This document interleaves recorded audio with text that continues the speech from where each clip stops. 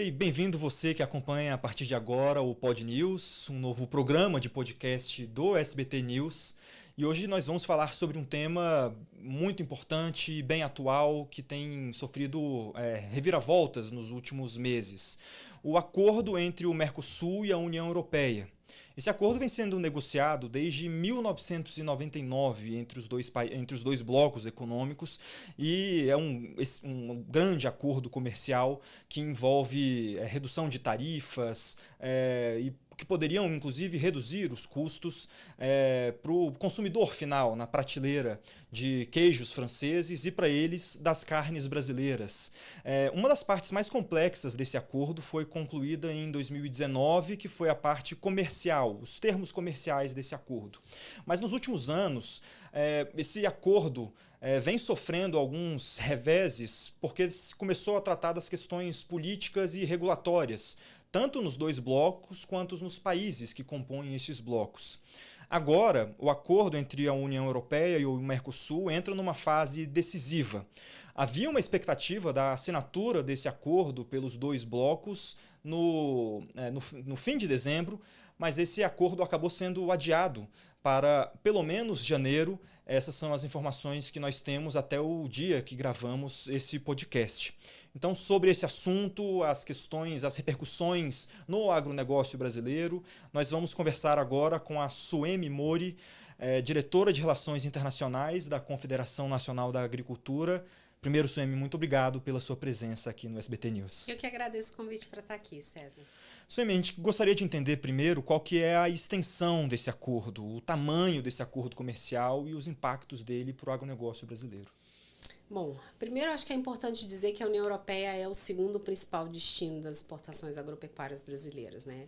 A gente está falando de cerca de 13% de tudo que o agro vende vai para a Europa. Primeiro, só como referência, aí a China, 30 e poucos por cento, 31% mais ou menos, e o terceiro, os Estados Unidos, com 7%. Então, é um mercado muito grande, né?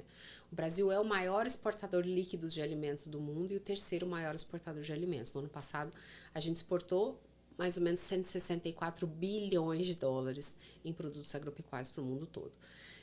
Esse é um acordo, como você falou, que está sendo negociado há 26 anos. Estamos aguardando aí a conclusão real dele e a assinatura desse acordo. A centralidade de um acordo é a melhoria das condições de acesso de produtos bilateralmente, então, tanto falando de Brasil, a melhoria do acesso de produtos brasileiros na Europa e de produtos europeus aqui. E essa melhoria de acesso, ela se dá, como você falou, pela redução das tarifas de importação. Então, quando um exportador, por exemplo, de banana, de manga, manda o seu produto para a União Europeia, quando ele chega lá, tem que ser pago uma tarifa de importação. Então, o exemplo, por exemplo, da uva, então existe o preço da uva mais 14%, 14,4% deste imposto de importação. Quando esse acordo entrar em vigor, essa tarifa passa imediatamente a ser zero. Então, é um ganho de competitividade e um potencial para ampliação da exportação desse produto. Quando a gente chama de acordos de livre comércio, como é esse caso, a gente está falando que o que foi negociado em termos de produto é quase tudo o que é comercializado entre os dois blocos. Porque existem vários tipos de acordos. Então, tem acordos que são acordos restritos, acordos limitados, como, por exemplo, o acordo que a gente tem com o México, que é um acordo que a gente não está falando de tudo que a gente comercializa, mas de produtos específicos. No caso da União Europeia, a gente está falando de uma cesta de produtos, como a gente chama, abrangente. A centralidade de um acordo, a coisa que é a principal vantagem é a redução dessas tarifas de importação. O termo técnico é desgravação tarifária. Quando a gente fala assim, aquele produto vai ser desgravado, significa que a tarifa de importação daquele produto passa a ser zerada. Nem todos os produtos vão ser zerados imediatamente. Alguns produtos com 4 anos, alguns produtos com 7 anos, alguns produtos com 10 anos, e nem todos vão zerar. Existem alguns produtos, por exemplo, como carne bovina, que tem um tratamento diferenciado. Aí ele vai ter um volume de produtos que foi negociado, no caso de carne bovina, 99 mil toneladas, que vai entrar na União Europeia com uma tarifa reduzida. Então, existe mais uma lista: carne bovina, carne suína, carne de frango, mel, açúcar etanol e tem mais alguns outros produtos. No caso da carne, hoje a gente já exporta mais para a União Europeia do que esse número que você disse, ou não? É que os 99 mil toneladas, ele é a cota do Mercosul. Ele não é só a Sim, cota. Quando se negocia, se negocia em bloco, né? Sim. Então, quando a gente olha o que a gente manda para a União Europeia, é menos do que isso. A União Europeia já foi um mercado muito importante para nós de carne bovina. Hoje, 4% só do que a gente manda de carne bovina para o mundo vai para a União Europeia. A União Europeia não é um mercado relevante para nós do ponto de vista de carne bovina. A China é de longe o principal mercado para carne bovina. A gente tem outros mercados mais interessantes também do que a União Europeia. Eu queria entender também por que esse acordo é tão importante para o agronegócio. Você já falou um pouco sobre a redução das tarifas, mas pensando até em aspectos um pouco mais amplos. A gente vinha falando antes sobre maquinário, sobre outros itens que são relacionados à produção no campo. Então, por que esse acordo é importante para além das reduções das tarifas? Assim, a questão da redução tarifária na centralidade. O que acontece? Quando a gente exporta, você está fazendo uma venda. Então, você está competindo. Eu quero vender a minha fruta para a União Europeia. Outros países do mundo também querem vender a sua fruta para a União Europeia. Ou seja, o seu concorrente é um outro país. Então, a gente fala, o Brasil concorre com a Índia, concorre com os Estados Unidos, concorre com vários outros países. Estes países, quando eles fecham acordos entre si, eles zeram a tarifa, eles reduzem a tarifa.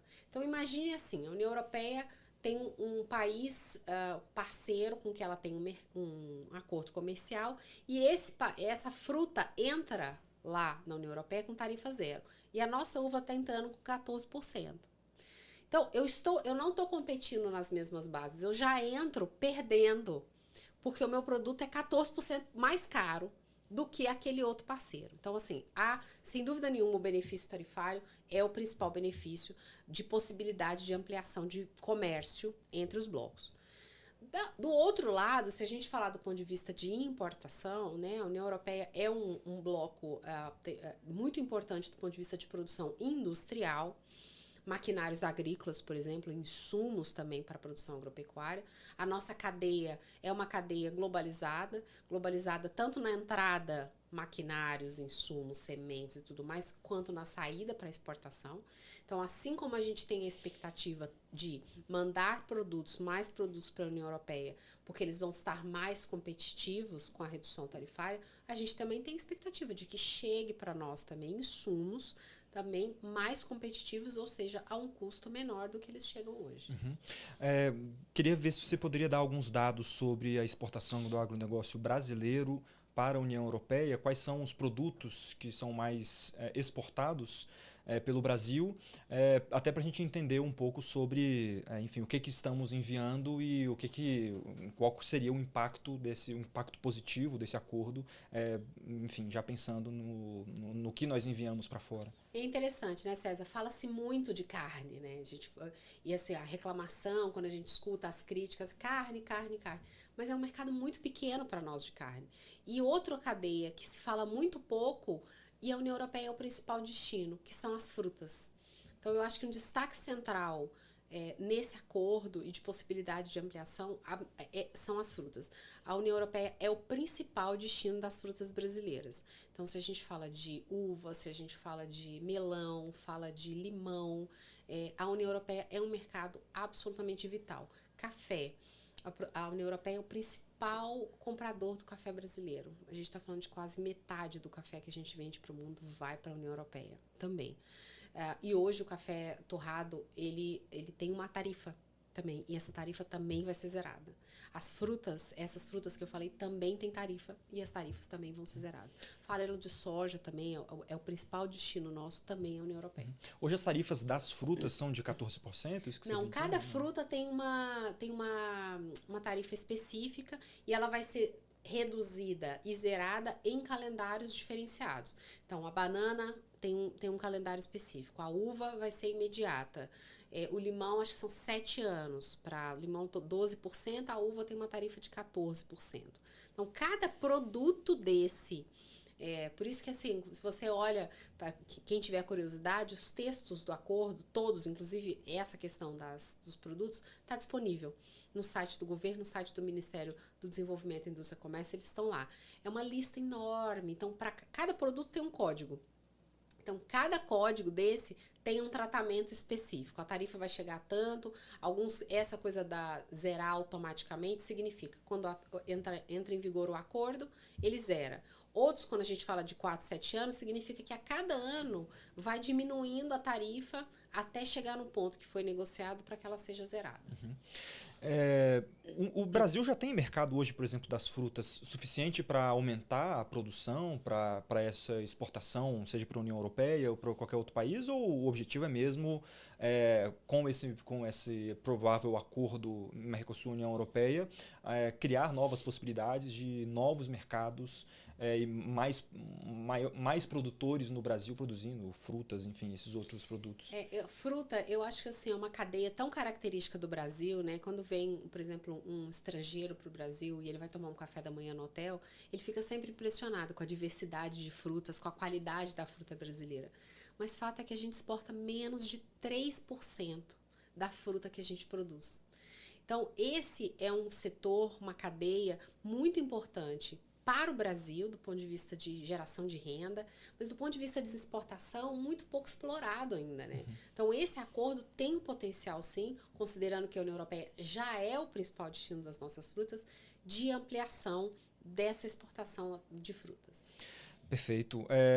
Quais produtos a União Europeia já se compromete a eliminar as tarifas imediatamente após a assinatura do acordo?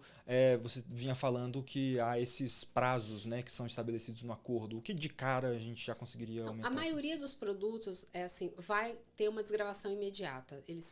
Na troca dos dois lados, a gente está falando de um número razoável de produtos. E depois cada um deles vai ter um tratamento específico, né? O importante é a gente dizer que cerca de 90% de todos os produtos que a gente troca com a União Europeia, ao final deste período todo de desgravação, terão suas tarifas zeradas. Então, é um potencial de ampliação de comércio bilateral, lembrando que a gente também vai receber produtos, assim como a gente tem a expectativa de mandar produtos para ele, muito grande, quando você vai entrar lá com 14% mais, sem 14% de tarifa como se paga hoje. Claro que imagino que não seja a sua área, mas de importação, você sabe o que nós mais importamos do agronegócio, talvez? Na verdade, o agronegócio brasileiro importa muito pouco. Sim, a gente já é quase sustentável. Nós somos, na verdade, o único grande exportador agrícola que não é um grande importador agrícola. Então, por exemplo, se você olha China, Estados Unidos, União Europeia, que estão entre os grandes exportadores agrícolas mundiais, todos eles importam muito também. O Brasil não importa quase nada de produtos agropecuários. Quando você fala de insumo, é que quando a gente fala produto agropecuário, por exemplo, a parte de defensivos, a parte de fertilizantes, ela não entra, tá? Como produto agropecuário, ela entra como químico. Então, se a gente se a gente sair desse limite ali de produtos agropecuários, mas continuar na cadeia, aí sim a gente importa muito. Especialmente a questão de insumos defensivos e fertilizantes, a gente importa bastante. Mas de produtos agropecuários, falando em alimento mesmo, é muito pouco que a gente importa. Você vem falando da carne, que a União Europeia, durante o acordo, negociou algumas condições mais favoráveis para eles, para evitar que, baixando as tarifas, a carne brasileira possa, não só a brasileira, mas de todo o Mercosul, possa tomar conta por causa de custos mais baratos, talvez na produção aqui no Mercosul. O Brasil e o Mercosul também estipulou mercados ou produtos que o Mercosul deve tomar mais cuidado para que, assim como a carne não gere problemas baixando essas tarifas na União Europeia, esses produtos também não acabem modificando o mercado local, nacional? A gente também tem, né? São setores protegidos, né? Com tratamento diferenciado. Você citou a questão da carne, então a União Europeia falou, olha, esse é um setor que eu quero proteger. Então, o setor de proteína animal, tanto carne, bovina, suína, aves, açúcar, etanol, mel, arroz e outros. Então, ela tem a sua lista, falou, não, esse aqui eu não vou zerar tudo e esse aqui não vai entrar tudo com tarifa zerada. Então, cotas, né? Eles foram tratados como cota. Nós fizemos isso do nosso lado também, então a gente protegeu, por exemplo, produtos lácteos. Então, a União Europeia também não vai ter o comércio 100% liberalizado, ou seja, a importação toda zerada para a entrada de produtos lácteos aqui no Brasil. Vinhos têm um período de proteção também específico para a cadeia também se adequar, enfim, a esse novo momento, a essa nova abertura. Porque para os dois lados, né, você acaba gerando, você mexe muito no comércio, porque você vai expor aqueles produtos a uma outra competição. Então, hoje você já compete, você vai no mercado, você já vê, você já encontra queijos, vinhos de várias nacionalidades. Quando você abre o mercado, você vai ampliar ainda mais essa concorrência, com essa possibilidade de que venham mais produtos a um custo menor chegando aqui no Brasil. Uhum. Tem uma questão interessante no acordo das chamadas indicações geográficas, que é um reconhecimento e uma proteção que se estabelece no acordo para produtos que têm sua produção muito intimamente ligada à região geográfica, por exemplo, onde ele é produzido. Aqui no Brasil temos queijo canastra e cachaça nessa lista que foi definida entre os países dos blocos, mas há também questão de queijos, gruyère e outros, presunto parma e outros produtos na lista do lado de lá também. Queria entender como que funciona essa proteção pelas indicações geográficas e como que isso vai proteger, por exemplo, o produtor de cachaça brasileiro. As indicações geográficas você explicou bem.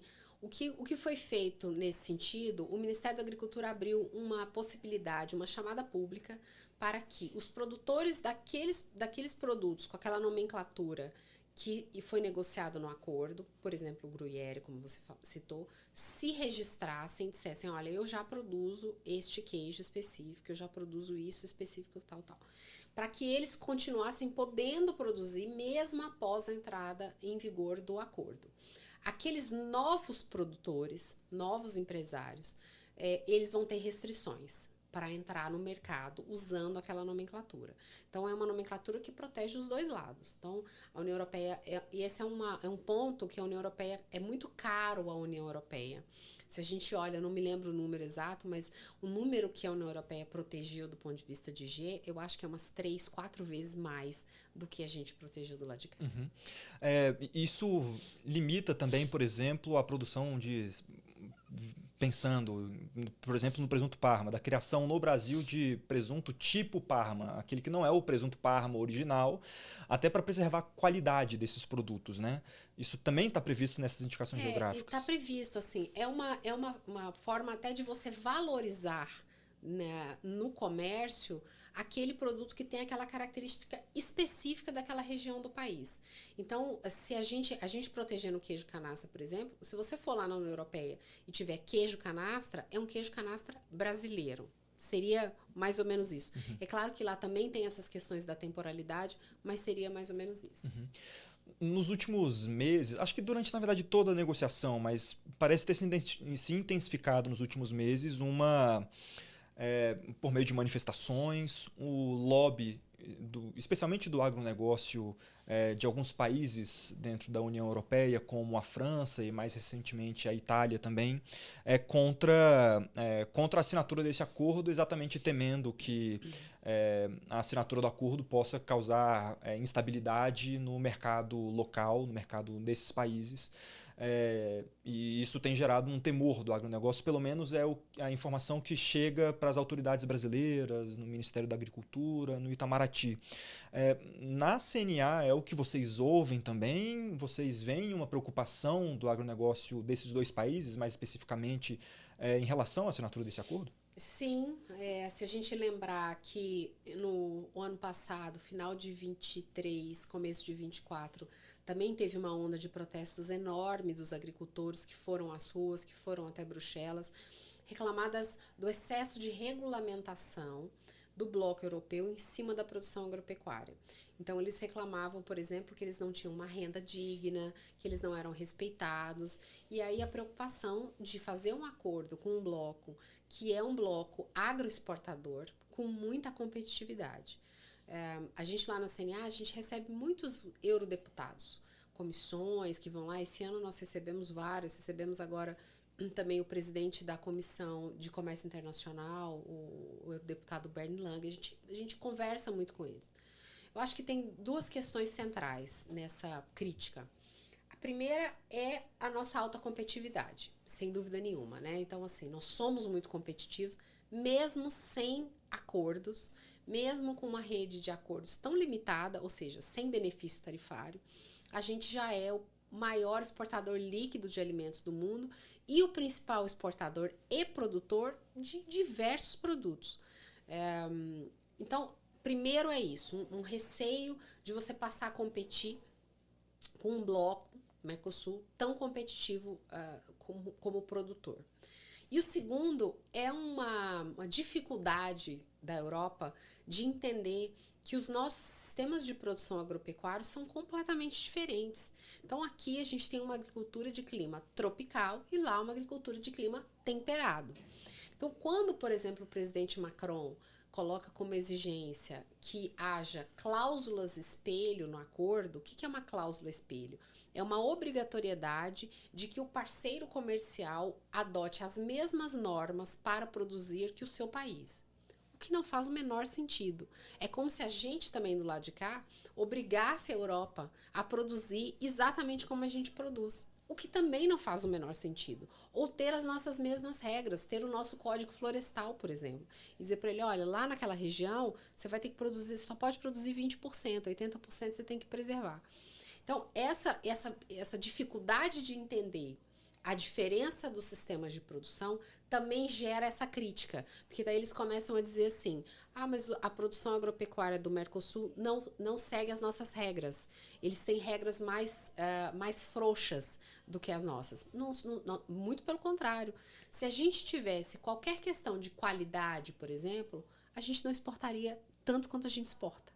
Fato é esse. Então, assim, toda vez que alguém critica essa questão de regras, eu falo, gente, se a gente não tivesse sanidade, se a gente não tivesse qualidade, se a gente não fosse competitivo do ponto de vista financeiro, a gente não seria hoje o maior exportador de alimentos do mundo e estava mandando produto agropecuário para mais de 180 países.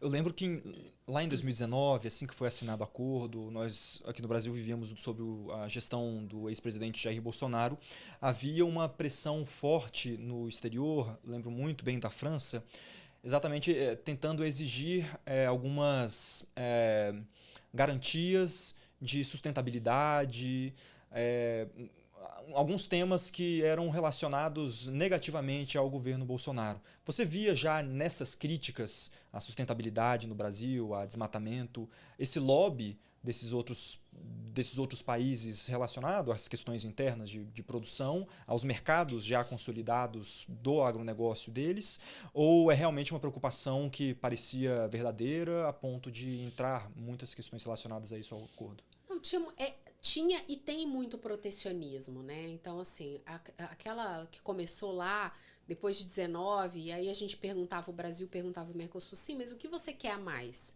Você que acompanhou de perto, você lembra que era assim, aí a gente falava com o Itamaraty, mas eles não mandaram proposta ainda. E só em 23 que as negociações foram retomadas e eles mandaram o que a gente ficou conhecido como side letter, que era uma carta adicional, com compromissos ambientais adicionais, que era o que eles queriam.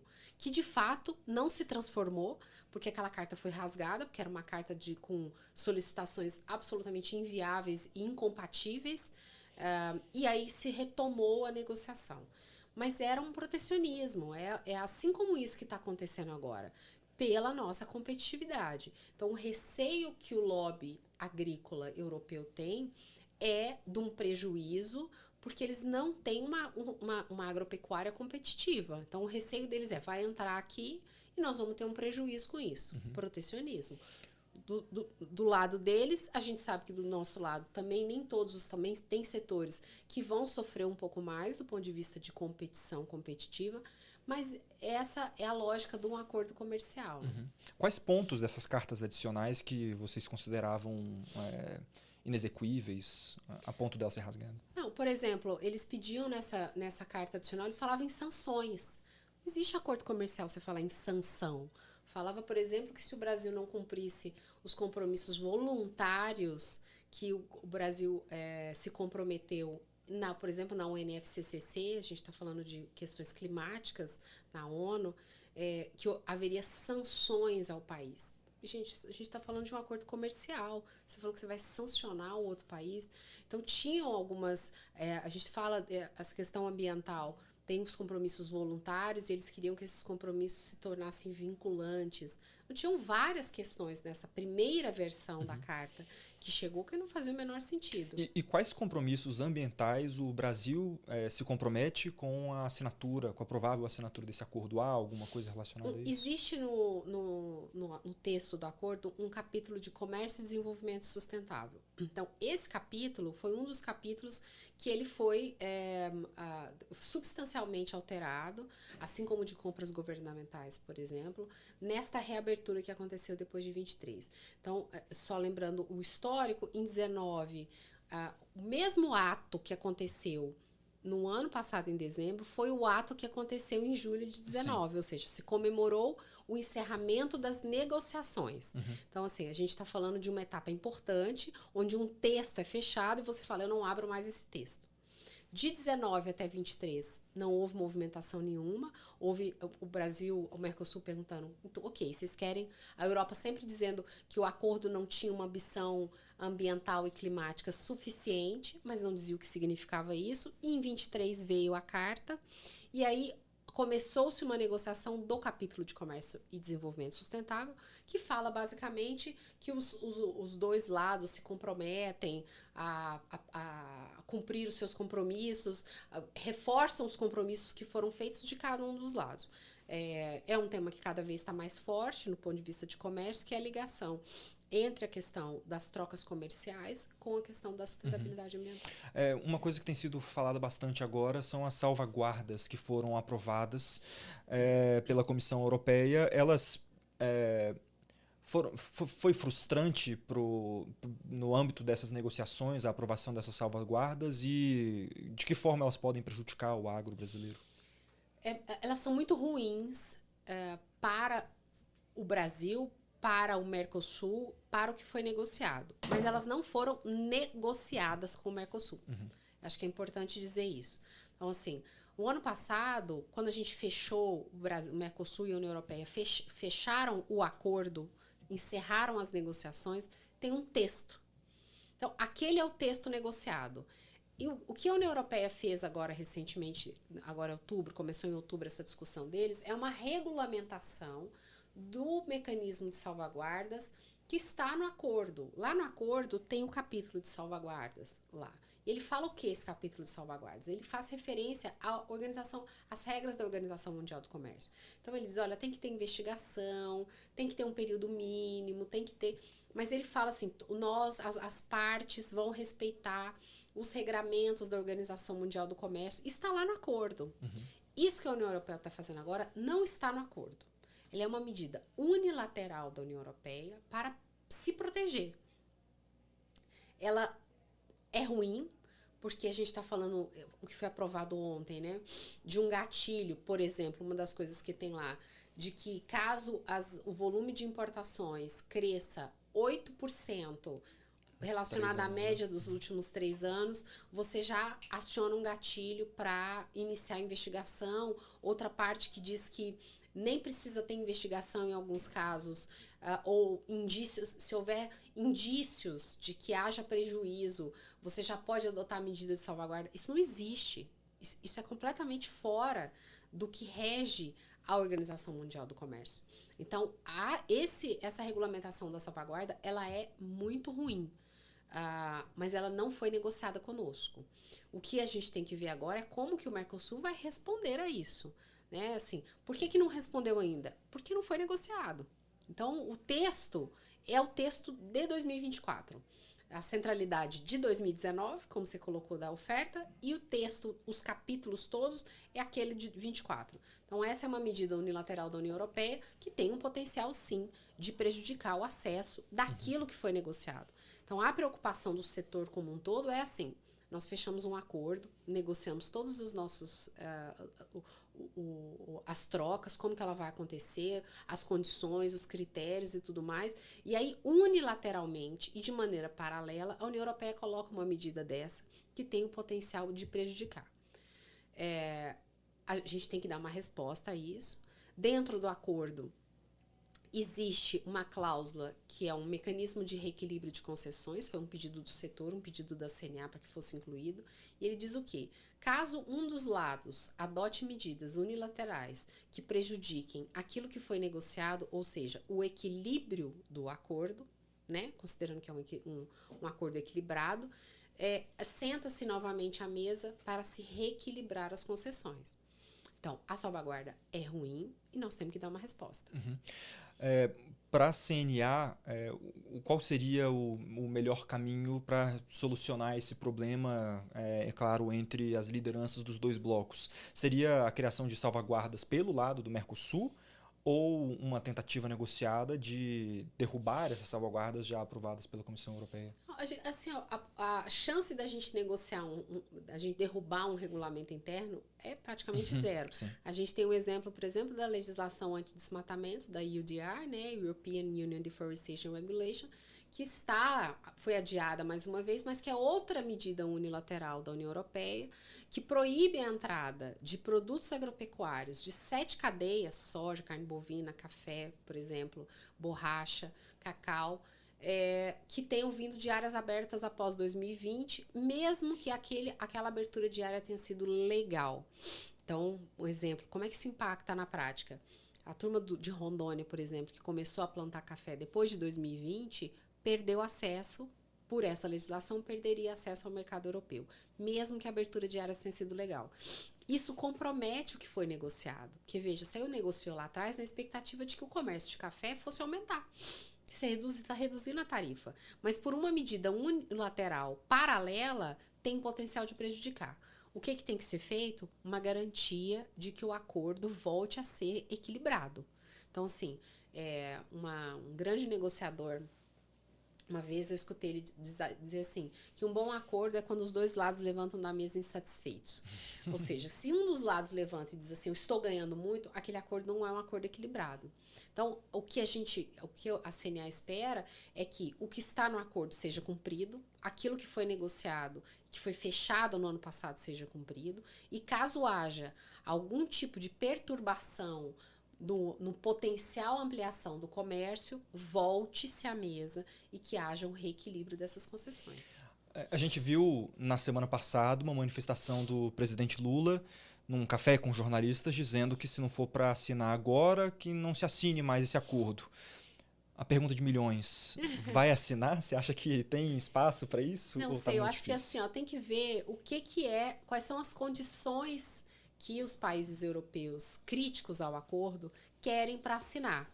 Então, assim, eu estive em Roma no começo desse ano, participando de um evento, falando em um evento sobre o acordo, e com a minha contraparte italiana, então com a representante dos agricultores italianos, e um dos pedidos que ela estava fazendo para o acordo, primeiro dizendo que era contrário ao acordo, mas uma das coisas que ela pedia era um fundo de compensação, recurso financeiro, para compensar possíveis perdas dos produtores europeus. É isso que ela quer? É isso que a Itália está pedindo? Não sei. A França fala de cláusula espelho, que a gente já falou sobre ela aqui. É isso. Então, o que se quer? Quais são os pedidos adicionais que eles querem efetivamente para assinar o acordo? Eu acho que depende muito disso, para saber o limite de que se vale a pena ou não fazer isso.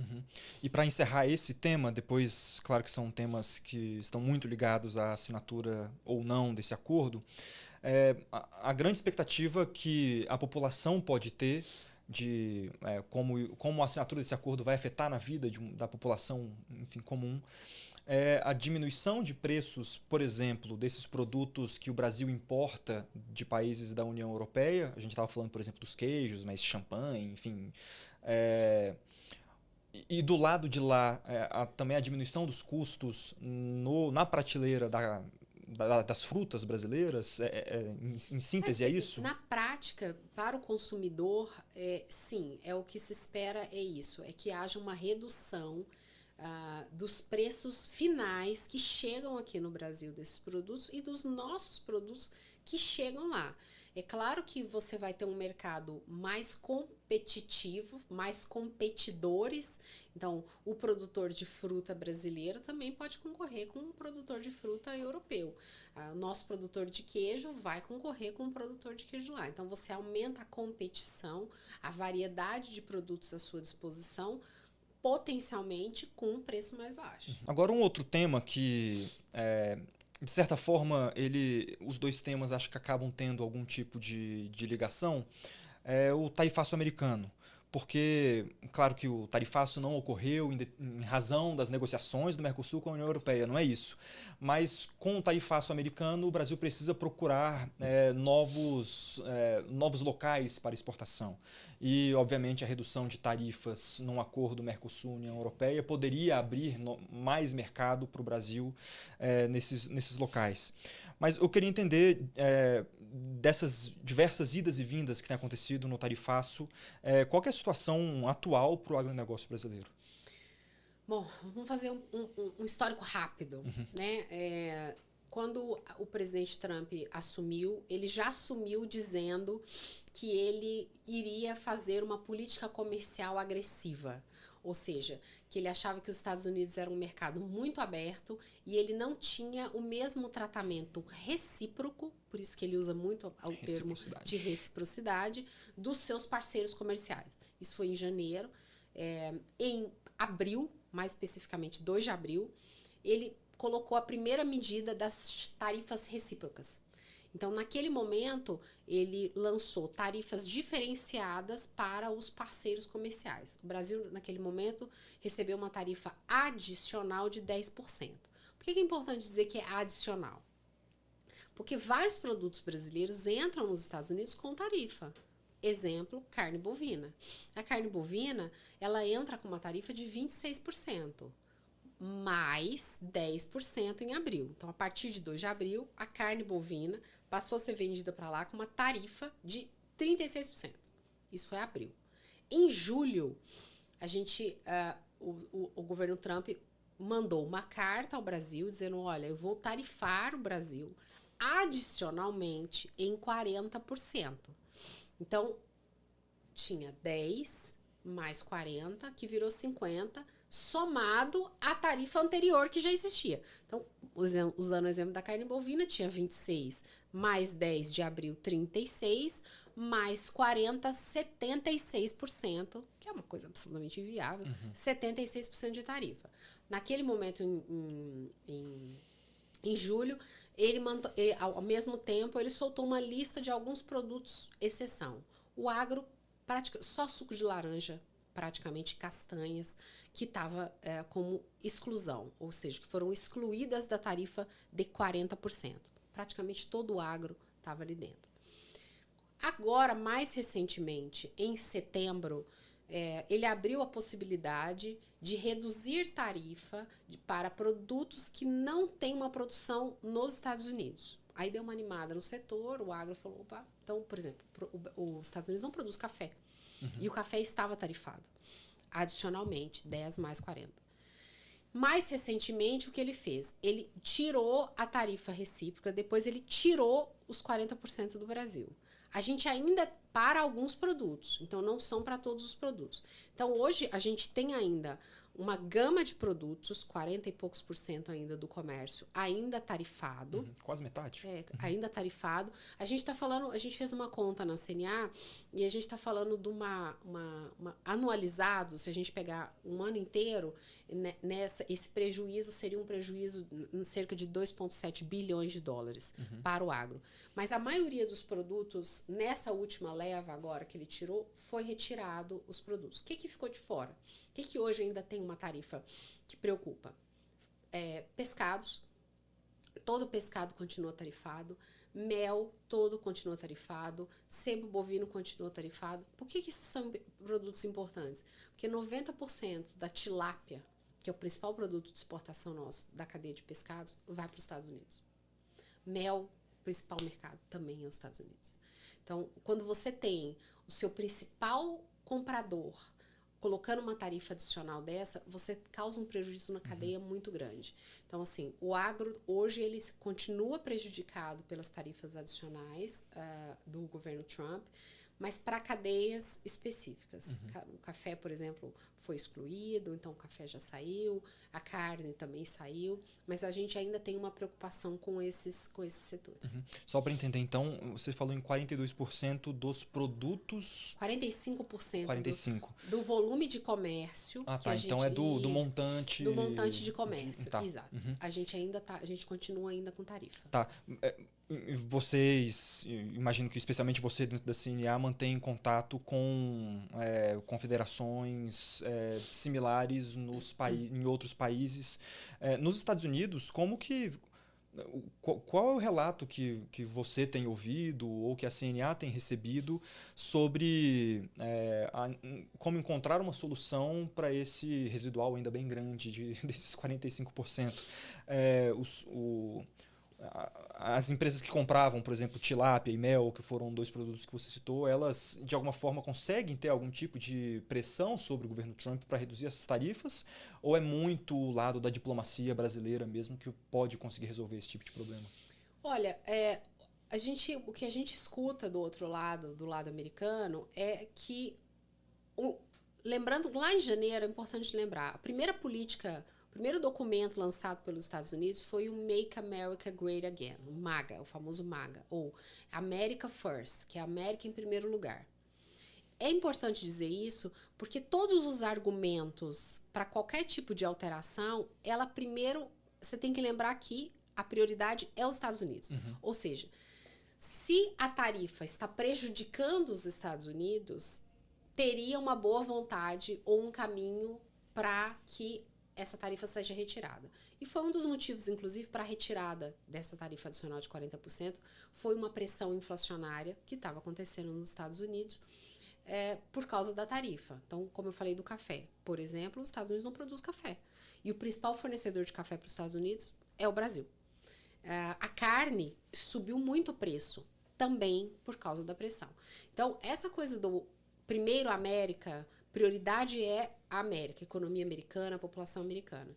Então, esses produtos residuais ainda, o que as cadeias estão tentando fazer é fazer com que o seu importador americano mostre ao governo americano prejuízo para os Estados Unidos. Porque a gente tem uma tendência a pensar no prejuízo aqui, ou seja, o prejuízo para o produtor brasileiro, para a cadeia, para a empresa brasileira. Mas nesta lógica do America First, é o contrário. Você tem que pensar assim, o que essa tarifa está prejudicando os Estados Unidos? Então, é esse tipo de linha de argumentação que tem acontecido, e é por causa dela, a prova está aí na retirada dos 40%, que ainda está entrando num debate lá nos Estados Unidos. Vocês veem margem, então, para tirar mais produtos ou até mesmo acabar com esse tarifaço de 50%? Do 10 mais 40, porque tem alguns casos agora que tira os 40, já tirou os 10, né? né? Então agora a gente está falando de 40 adicional. Vemos sim espaço para isso, né?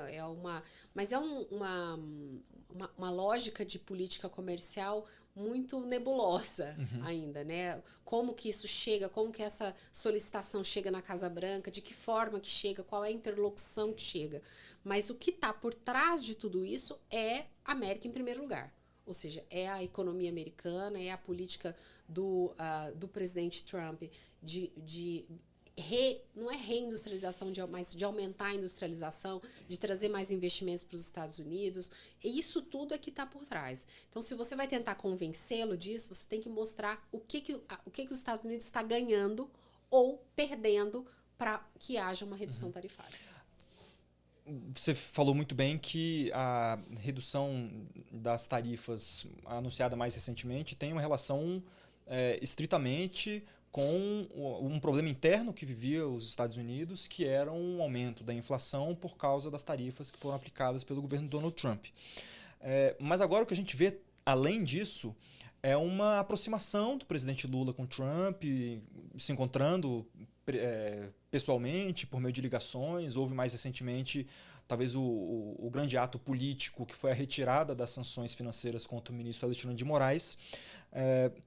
No contato das empresas do agronegócio, da própria CNA com a diplomacia, vocês estão vendo um espaço para que essas novas reduções dessas tarifas possam acontecer de forma rápida, ou agora é assentar tudo de novo, ver como que se dá a inflação com a redução dessas tarifas para voltar nesse argumento America First?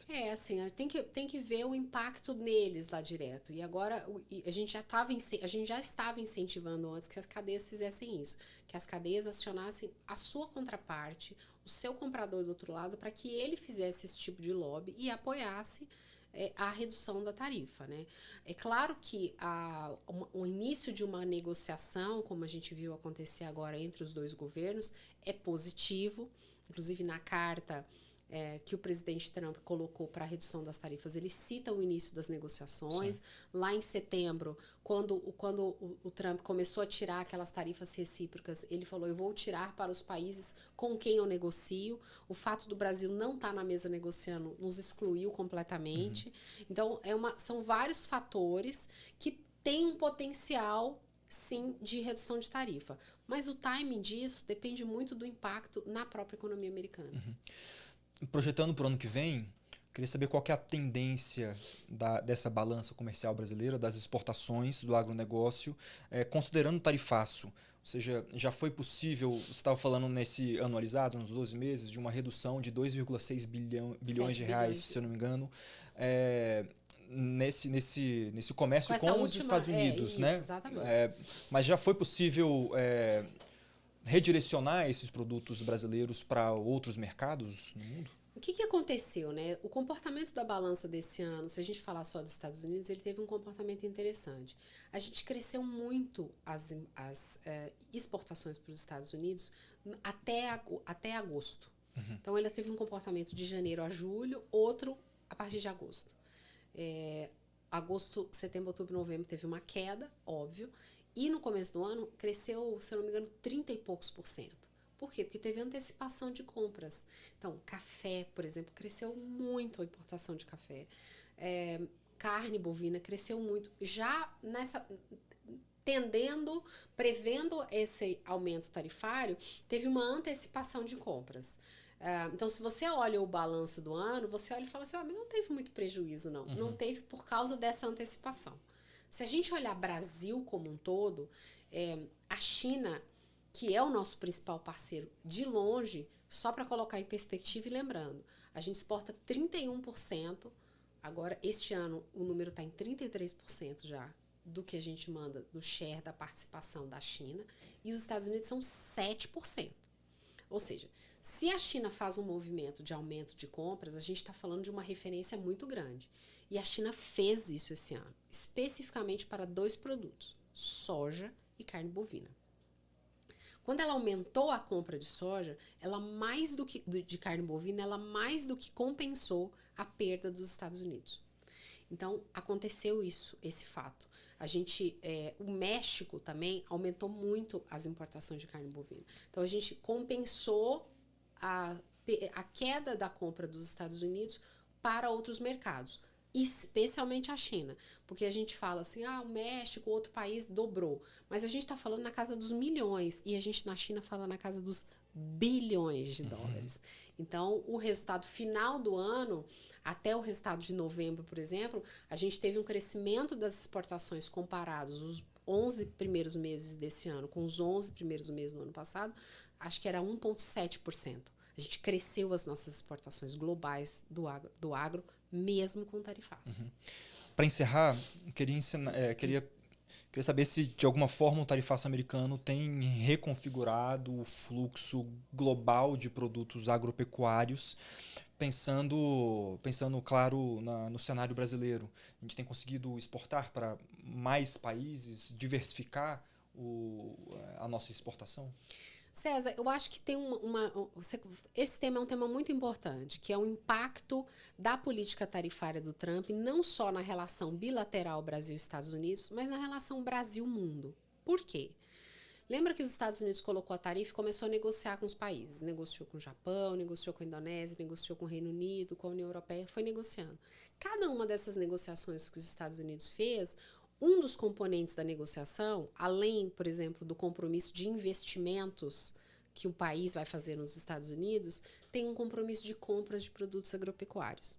Então, o Japão se comprometeu a comprar mais arroz, por exemplo.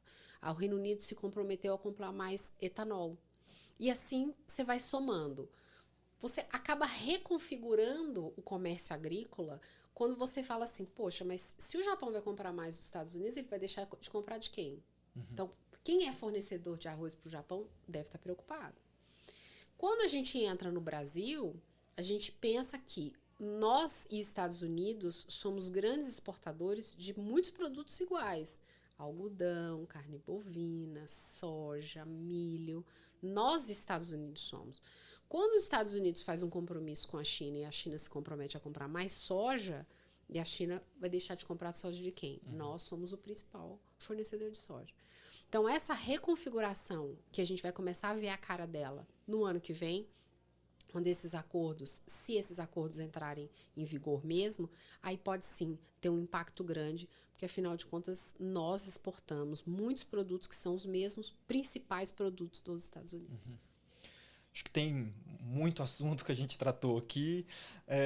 Agora a gente vai ficar nessa expectativa pela assinatura do acordo, né? Aparentemente há um caminho para esse acordo ser assinado em janeiro, ou pelo menos haver um desfecho ali em janeiro, mas as informações ainda são difusas, é preciso esperar um pouco esse tempo para ver como as lideranças, tanto de União Europeia quanto de Mercosul, como elas vão lidar com esses dilemas que estão colocados. Eu agradeço muito a Suemi Mori, diretora de Relações Internacionais da Confederação Nacional da Agricultura, pela entrevista, e saiba que você estará convocada a voltar para cá em janeiro, logo depois dessas novas negociações. Vai ser um prazer. Obrigada. Obrigado.